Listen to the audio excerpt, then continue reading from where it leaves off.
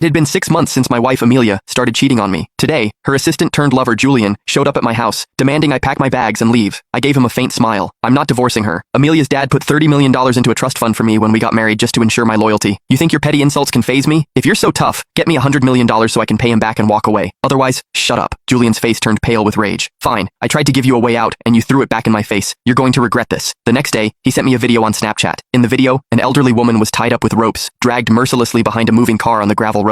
Divorce Amelia, or watch your mother die. I froze. I knew for a fact my mom was currently vacationing in Europe. I zoomed in and took a closer look at the screen. Holy shit, that wasn't my mom. That was my mother-in-law, Mary. When Julian's video popped up, I was in the middle of a $30 million board meeting. Marcus, my father-in-law, had specifically put me in charge of this deal. He always said Amelia was too reckless, and I was the only one he trusted with the family empire. Over the past few years, Amelia's parents treated me like their own son. To repay their kindness, I did everything to be a perfect husband. I quietly handled her mess-ups at work and took care of her health. Amelia had a weak stomach, so I drank in her place at business dinners. She hated strangers in her personal space, so I personally cleaned our bedroom every single day after work. Even when her extended family pressured us, I took the blame for our lack of children, just to shield her from stress. In my mind, marriage was about building a life together, until Amelia bluntly sat me down one day. Julian and I are sleeping together. Keep this from my parents, Liam. Just because you do things for me doesn't mean I have to love you, and honestly, I don't. If you find someone else, go ahead. I was shocked for a second, but accepted it quickly. Our marriage had always been a match of convenience. After we married, Marcus and Mary's mentorship allowed massive breakthroughs in my career. Compared to chasing a woman who didn't love me, I cared far more about the opportunities her parents gave me. So, I promised Amelia I would keep her secret as long as she didn't do anything too humiliating in public. That was why I never cared when Julian tried to mark his territory before. But this time, because I didn't reply immediately, Julian started spamming my Snapchat. Liam, if you don't sign the divorce papers, I can't guarantee this old lady is going to keep her arms. I frowned, tapping into the chat. The footage was blurry, but I could clearly see an older woman tied with ropes, being dragged behind a car. Panic surged through me. I quickly typed back, "Don't do anything stupid. If you cross the line, Amelia and I won't be able to bail you out." Julian replied instantly, "Bail me out? She's your mother. When she dies, just bury her." My mom? My mind went completely blank. I paused the board meeting, walked out of the conference room, and FaceTimes my mom. My heart pounded violently with every ring. Just as the call was about to time out, she finally answered. "Liam, sweetie, why are you calling me at this hour?" Her voice was bright and relaxed. In the background, I could hear the bustling sounds of a Parisian cafe. I let out a long sigh of relief. Thank God my mom was safe. But before I could catch my breath, my chest tightened again. If the woman in the video wasn't my mom, then who the hell was it? I quickly made an excuse, hung up, and fired off a text to Julian. "You kidnapped the wrong person. That is not my mom. Let her go and get her to a hospital right now." 30 seconds later, Julian sent a voice note. A weak, agonizing voice gasped through the speaker. "My son is Liam. He won't let you get away with this." That was Mary's voice. I froze on the spot,